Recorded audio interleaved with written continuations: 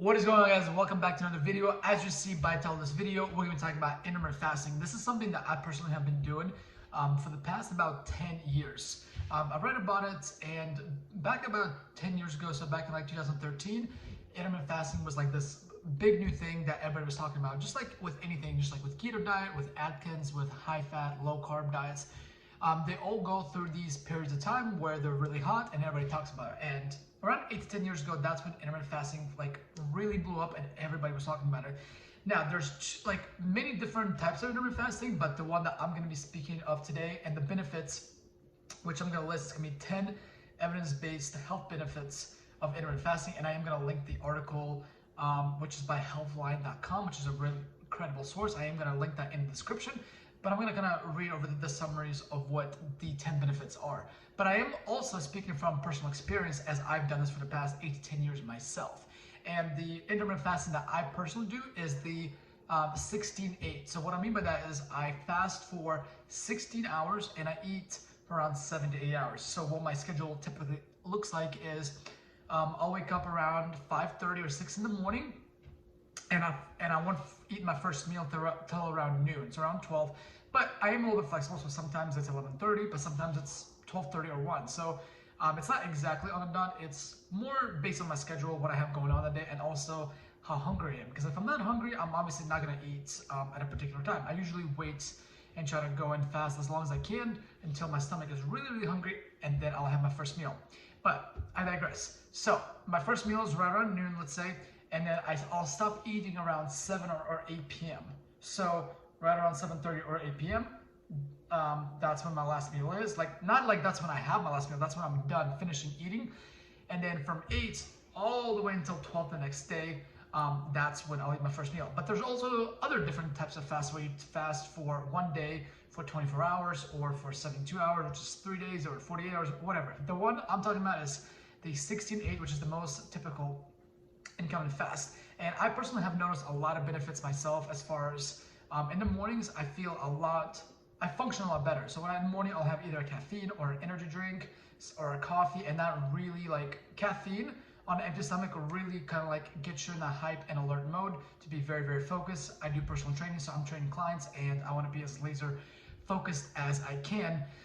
And then usually around like 11 or 12, that's when I get hungry when I have my first meal. So again, I personally like it, and I don't just do it for fast loss. I just generally enjoy waking up and not having to eat. But let's go ahead and dive into the 10 reasons. And I am going to read the summary of all of these, but I am going to leave the article in the description if you do want to read it for yourself. So you can also like backsource me and to make sure that the source is legit, but also do your own research, because the more knowledge you know on your own, the better. So here we go. So the first point is going to be, it changes the function of hormones, cells, and genes.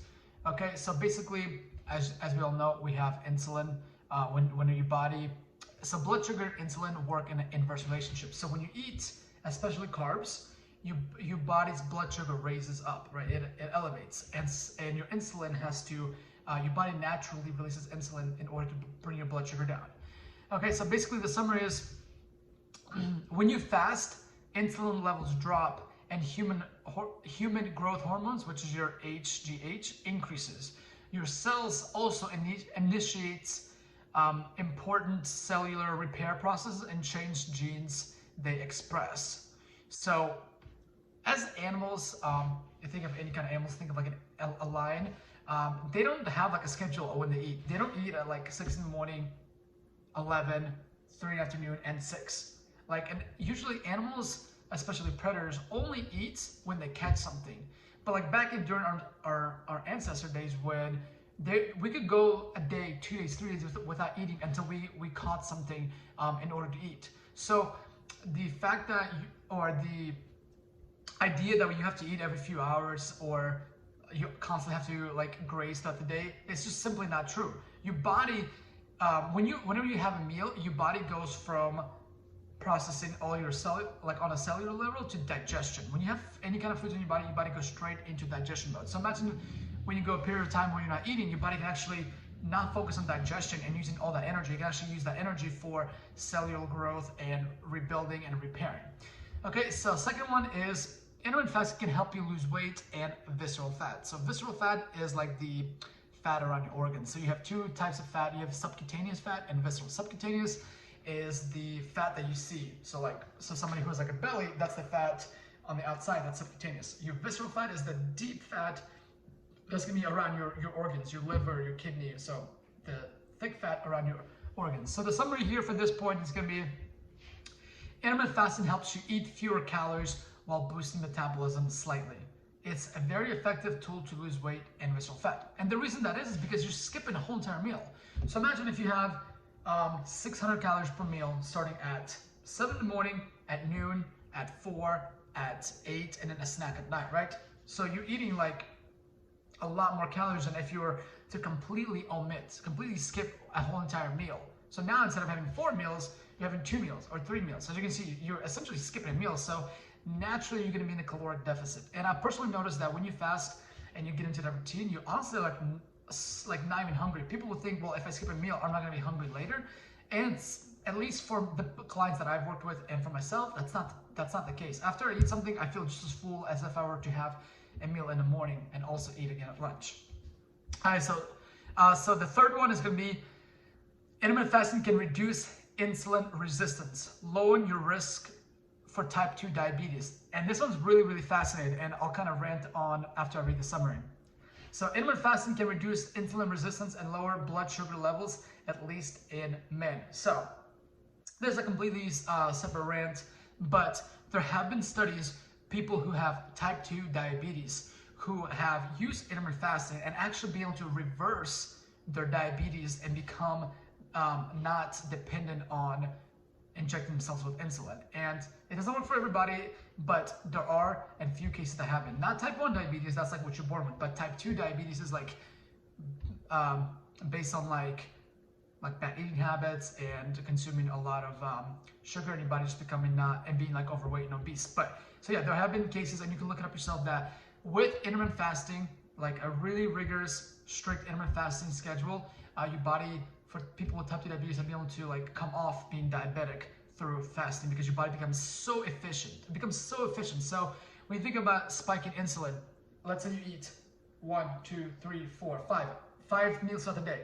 Every single time you eat, every time your blood sugar goes up, your insulin has to spike to bring the blood sugar down. So it does it 1, 2, 3, 4, 5, versus you only have 2 meals, right? You have 1 meal at 12 and 1 meal at 6, or 1 meal at 7. Now your body only has to do it twice. Your body only has to produce insulin twice. So because it's doing it twice, instead of 5 times, it becomes much, much more efficient, much better, much more better at bringing blood sugar down. So yeah, and please research that yourself as well. Don't believe everything I say at face value, because although I think I do know what I'm talking about, you should also back check everything you ever hear, not just me, but anybody you ever hear on the internet. Okay, so number 4, we have can reduce oxidative stress and inflammation in the body. Summary is going to be, studies show that intermittent fasting can reduce oxidative damage and inflammation in the body, should have benefits against aging and developing numerous disease. So the next, because this video is already getting long, I'm gonna kind of like read these off a little bit faster. But number 5, may be beneficial for heart health. So summary, studies show that intermittent fasting can improve numerous risk factors in heart disease, such as blood pressure, cholesterol levels, triglycerides, and inflammatory markers. All right, number 6 gonna be induces various cellular repair processes. I feel like we kind of talked about this, but some of these may be a little repetitive. Fasting triggers metabolic pathway called, may not be pronounced this correctly, but autophagy, which removes waste material from cells. Again, your body just becomes a lot more efficient at repairing, rebuilding your cells and removing all the waste. Number 7, may help prevent cancer. Okay, let's see. So intermittent fasting may have been shown to help prevent cancer in animal studies and some human studies. Research in humans showed that it can help reduce side effects caused by chemotherapy. Okay, so again, I'm not going to dive into it because I don't want to make this video like 30 minutes long, but it can help prevent cancer, and there's a whole article about it here if you want to read it for yourself. There's a few paragraphs about it. Okay, number 8 has benefits for your brain, which makes sense. Intermittent fasting may have important benefits for your brain health. It may increase growth in your neurons and protect the brain from damage. So, quick side note. So most people think of intermittent fasting as a diet, and I simply don't. So intermittent fasting is not a diet. It can be used as a diet to lose weight, but there's just so many health benefits, as you can see by everything that I'm reading, that more than just weight loss. So you can actually do intermittent fasting and still not lose weight if you don't want to. You can still eat enough calories to where you're not consuming enough calories to be in a caloric deficit while still doing fasting. So that's very key and important to know. Just because you're doing intermittent fasting doesn't mean you're going to lose weight or you want to lose weight. Okay, it may help prevent Alzheimer's disease. Studies in animals suggest that intermittent fasting may help protective against neurodegenerative disease such as Alzheimer's. And then number 10, may extend your lifespan, helping you live longer. Who doesn't want that? I want to live longer. I think you probably want to live longer too, as long as it's a quality of life, right? And then intermittent fasting may help you live longer according to studies in animals. So that's the article. Those are the 10 facts. I'm a huge advocate of intermittent fasting. Please comment down if you've ever tried it yourself, or if you would like to try it out, and you do have any questions, please do not hesitate to reach out. I would love to be able to answer your questions. And again, your homework is to do your own research as well. Everything you watch in this video, I think it's great and accurate information. But always, please, as I iterate 3 times already, please do your own research so you can learn as much as you can on your own as well. Because the better you can understand it, the more you can stick to it, and the more it's gonna last.